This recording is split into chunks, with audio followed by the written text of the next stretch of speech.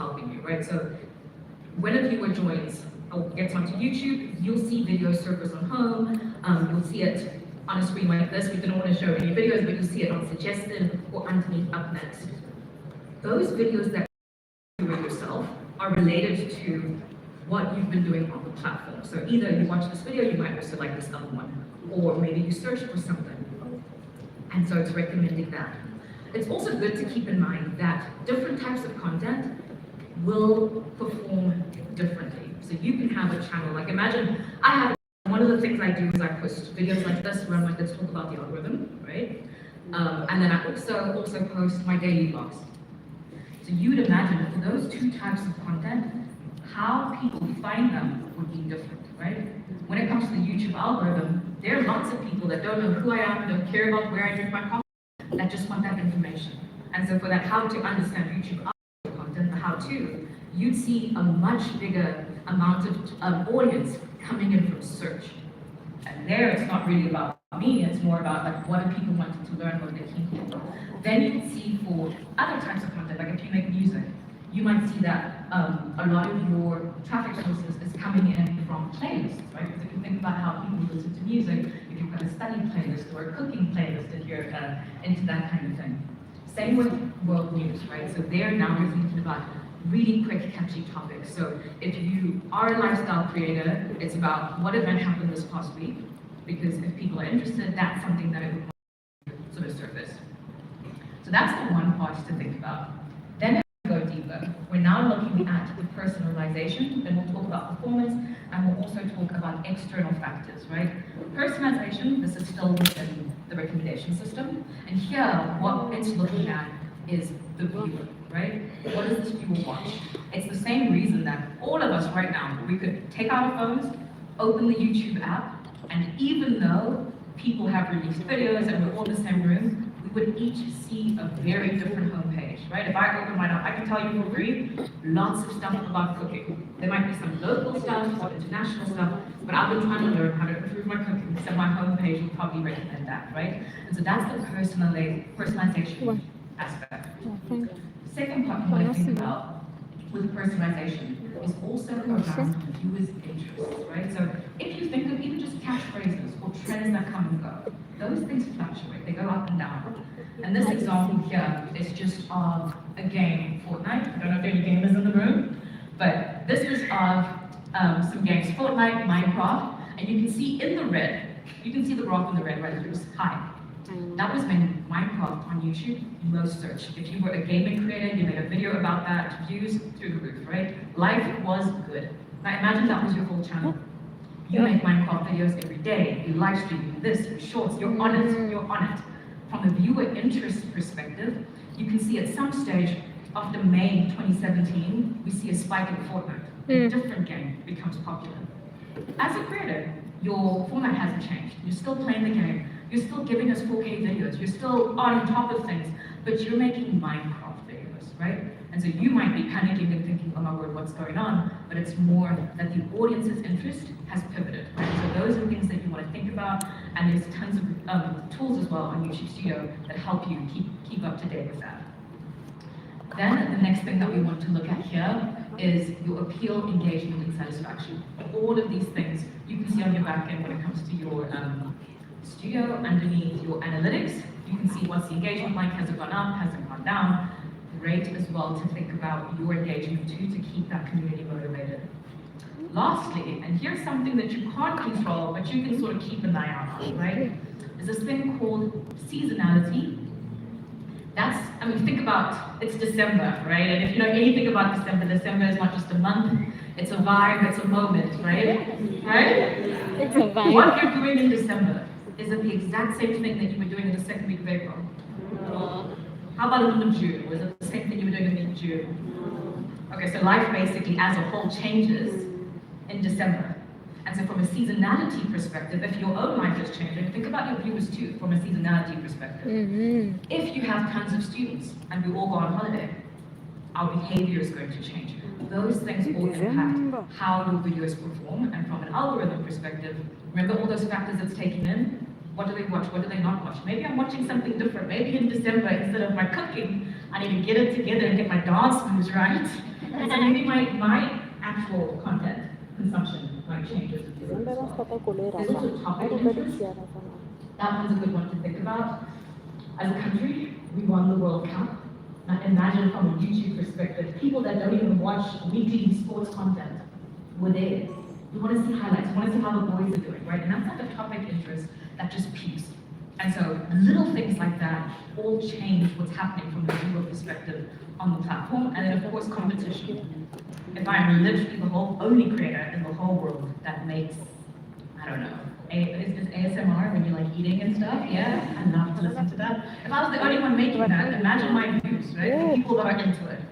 Then all of a sudden everyone in the room also starts making it. Okay, now there's variety. Now it's not just squalor that's getting popped in the corner. Now you've got someone who eats different types of food that you might be more interested in listening to.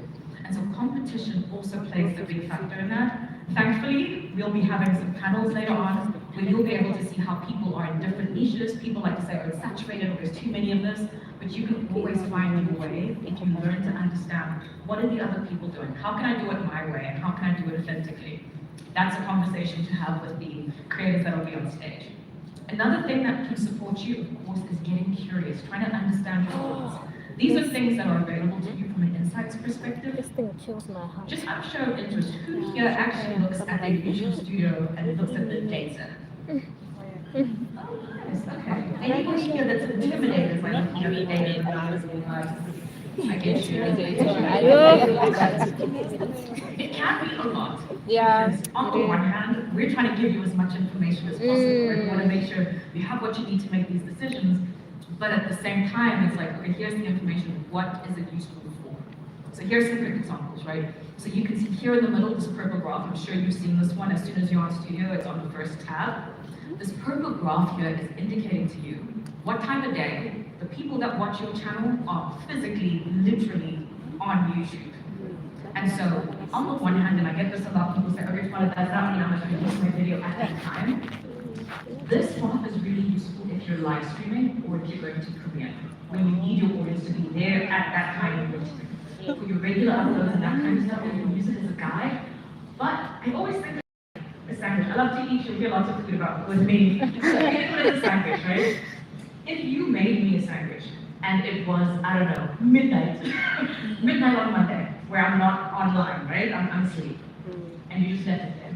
When I wake up, I will still eat that sandwich. One thing about me is I will still eat, right? And it's the same with your is that you want to see that, use it as a guide for live streams and premieres, but for your regular uploads, it's more important that you're consistent. You said Fridays this time, you show up, the audience will then learn about that and show up that way. And even for those that come on later, much like my sandwich that you left for me, they'll still eat it, they'll still consume it when the time comes that they are in fact online. So quick recap, if you remember nothing else today, the algorithm follows the audience. That is the biggest thing. If you want to learn about what the algorithm is doing, get curious about what the people that are in your community are up to. What are their pain points? What are they into? What are they wanting to buy now? What are they, vibing to? And then go with that. Then, of course, if you want to think of the platform, we're thinking about the long term. Right? We're talking about long-term viewer satisfaction, and that's where consistency will play a big part on your part, and then always keeping that playful energy, experimenting, being curious about the audience, and expecting fluctuations because there's seasonality, there's life, there's December, and so you always expect a little bit of up and down. But yeah, that is it for me. The audience follows, the algorithm follows the audience, and creators that follow their audience win when it comes to the algorithm. Thank you.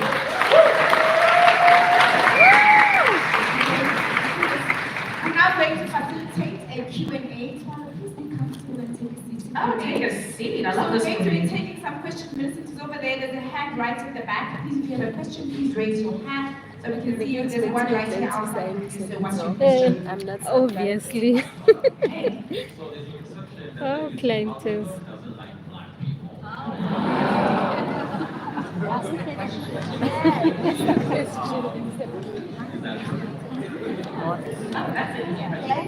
It's not true. Because, like I mentioned, it follows the audience. So it really is about what is the audience interested. If you think about, and I don't know the stats off the top of my head, but if you think about how Nollywood's performing, we did an event there in May, and how that is skyrocketing, it's right back to What's the audience interested in? What are they consuming, and not the algorithm? It's not on the list of things that it takes into consideration. But thanks for asking. It's worth having the conversation. Cool. Please introduce yourself and give us your question. Thank you. My name is Spencer Light. So what I wanted to ask from a YouTube interest, obviously every channel, every user, every content creator wants fans and viewers for their page, right? From a YouTube interest, are you more interested in pages and channels that have loyalty, or are you interested in the YouTube user that goes across the YouTube community? So do you focus more on, let's say, the Send Twins page has huge loyalty, that's a win for you as YouTube, or you want the kind of user that goes into Send Twins, goes into another channels, so that to be a consumer of YouTube as opposed to loyal to like the channel? Okay, I get what you mean. So you're asking if the algorithm favors or is more keen to support pages that have tons of subscribers as opposed to focusing on users that go from channel to channel. That's a really good question. So basically, why having tons of subscribers is helpful for a creator is more around the signals that the algorithm is taking in, right? And so it's not so much that the algorithm really is focused on do you have tons of subscribers. It's also why you can have just a few subscribers and still end up on the trendings page, because it's right back to the audience. Where it does help to have an engaged community is back to the signals, right? So imagine Send Twins, they say there's about 300,000 people watching. Part of what's available to their subscribers is the notification bell. So when they release their video to these 300,000 people, they get the notification and they actually click on it and watch it and are satisfied so the actions taken by the user is more important. But you're not necessarily going to get penalized or more celebrated based on a subscriber count. It really is the content good, and do the people want to see it, and you're good to go. And you're good to go. So please introduce yourself and give us your question. Hi, George here. Hi, George. I wanted to ask you, does niche matter? So if I'm a sports creator, do I get punished if maybe tomorrow I want to do politics? Or is it just down to the quality of the video? They said experiment. Do I get punished in that sense? There's no, the only punishments in quotation marks would only be if you get like a copyright strike. Those are the type of things which you always get a notification. The reason that people suggest like having a niche is more around building the audience and building the community, and then solidifying yourselves as a thought leader in that space, right? So imagine as a channel, if they have all these different subject matter, all of them, by all means go forth and your audience will find you. But from the perspective of making it easier to establish yourself as a thought leader, that's where those sort of niches come in. It's also why some creators choose to have different channels. I have Send Twins, you've got a travel channel, you've got a separate channel for podcasts, and these different communities that you're building. So from a strategy perspective, it really depends on what you as a creator wants to do. Okay, love it. Next one. We're going to take a few more questions. Please introduce yourself and give us your question. Hi, I'm Jimbe. I have a question about what YouTube focuses on in terms of views. So they say that if people are watching the video for longer than, I think it's, I don't know, 3 seconds or 10 seconds, then it's deemed as people favoring it. But in the niche that I am, which is a DIY how-to, some people are not ready to watch the video in full at the moment they click it the first time. So if they watch it for a short time and then they watch it later, YouTube will say, oh, the person was not interested. I feel like in that aspect, when you look at different niches, that is different because there's certain content that people are ready to watch immediately, like news. But if it's a how-to video, they're not ready to watch it the moment they click it. They'll watch it for a short time and then maybe come back to it later, maybe months later. So how does YouTube deal with that? Because I feel like in different niches that could actually help a creator. Absolutely, really good question. And what I would say is like the algorithm is consistent across all formats. From a creative perspective and trying to gauge for yourself, is it working, is it about this. There's other factors. So today I spoke about our recommendation system. We also have our search and discovery system as well, right? So like from a search perspective, YouTube is the second biggest search engine in the world, second only to Google, right? And so from that perspective, for how-to content, I think I had a slide. Can I go back? Do I have time to quickly go back? Okay. So from here, you can see that for how-to content, when you're trying to decide, am I doing well or not well, exactly what you said. You would see your traffic source be really high over here, right, for search. And so from a search perspective, if you see that kind of thing, you'd be like, okay, maybe the things, the DIY stuff that I'm showing people isn't what they're looking for, and perhaps I want to change and pivot. But from the algorithm's perspective, it will still support you equally. I hope that answers your question. But that's basically what I was trying to get to say. For how-to content, search would be your highest traffic source. For things like music and that kind of stuff, you might get a higher traffic source from playlists than you would from suggested, versus something like news or really quick to consume content. There you get it more from home. So it's a good question, and what you're seeing is not uncommon. Fantastic. One more question from my side. Millicent, you'll wrap it up on your side as well. So please introduce yourself and give us your question. Okay, my name is Oscar. So I have pretty much two questions rolled into one, very much linked, pertaining to YouTube Shorts.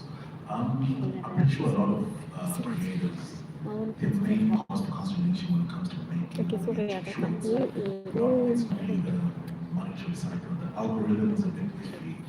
You tend to get like an influx of views, and then up to a certain point, it just flatlines abruptly, which is very in the same hour you had, let's say, 4,000 viewers in that hour, and in the next hour it's now 200, next hour it's 0, for the next, I don't know, 7 months it flatlines. I've checked it out across some of my shorts from as far back as October 2020, and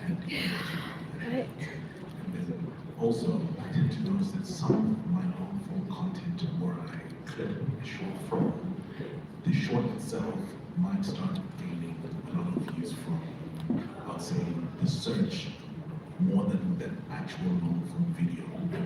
And I'm not too sure like how that happens, whereas it's not getting a lot of views from short speed, but the main video isn't performing that well, even though it has a better looking thumbnail. The title is most probably the same. I'm also trying to change it to see how it works, but once the algorithm decides that this short is going to train on the search and it's going to flatline, nothing changes. So, yeah, Yeah. So two questions. I think for the first one that you mentioned, part of that fluctuation is the algorithm is learning from how it's performing as time is going. So the same way that you're watching, it's also taking in all these different factors. And then the other thing to keep in mind there, and I think you kind of mentioned it, is that the recommendation system or the algorithm that the short speed runs on is a separate and different algorithm to what your long form content would be like. And the good thing about that is you're able to reach a different audience, you're able to have a similar topic but have see different performances on both of those things, which then begs the question from lots of creators similar to yourself to say, okay, but if the one is doing better, how do I use that to make the other one do better, right? So if you, like you're saying, the clips you make from the long form, the shorts do really well. How They always do well. You shorts. on search, exactly. But how do you then convert that to making sure the long form video of that same topic also does well? So that was a question that we got a lot. And so recently, there is a feature that's already live where your short, if it's related to a long form video, you can now link that long form video to that short. So whether I find that short through search, whether I find it by accident or the shorts feed, I can very easily, like as a viewer, I don't have to do anything. I just have to click on it and it'll take me directly to the long form video.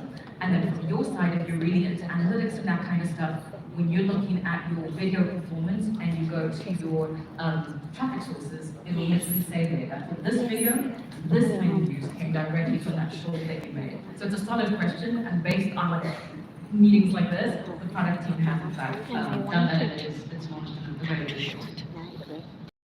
Oh, hey Tools, what's your question? Yes, it's me, Tools. Everybody doesn't know. Father, thank you so much for having us. Good to see you here. Likewise.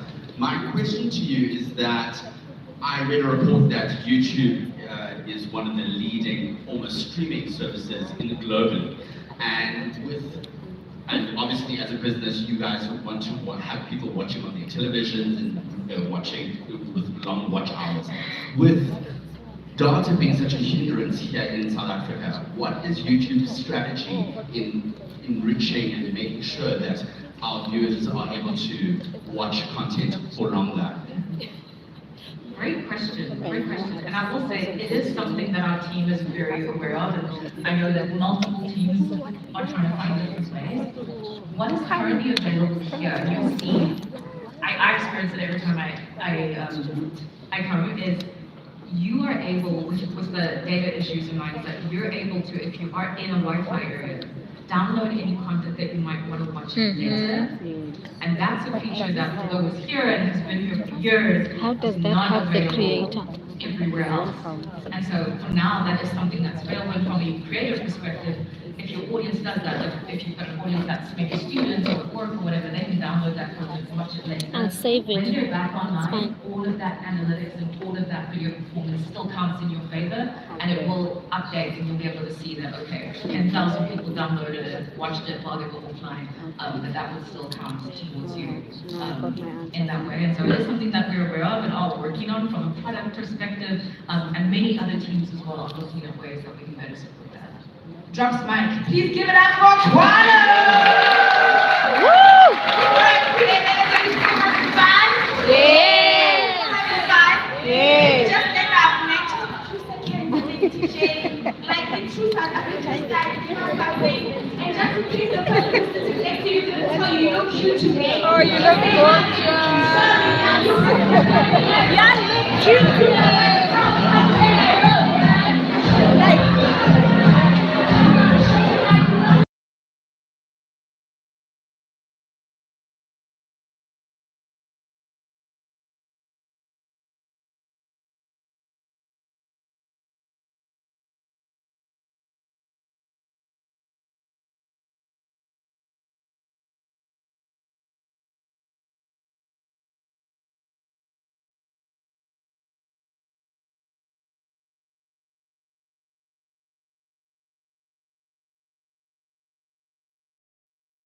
Right, guys, copyright.